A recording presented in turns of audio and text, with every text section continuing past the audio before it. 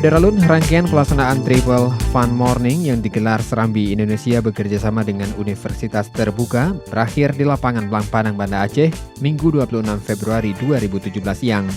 Kegiatan ini dilaksanakan dalam rangka Hari Ulang Tahun ke-28 Harian Serambi Indonesia. Event ini hasil kerjasama Serambi Indonesia dengan Universitas Terbuka.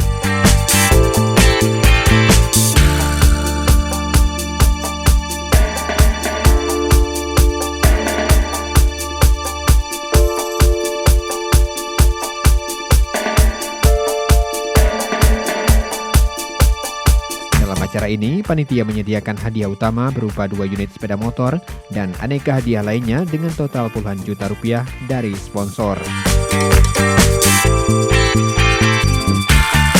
Dari Banda Aceh, R.A. Karamullah, Serambi On TV.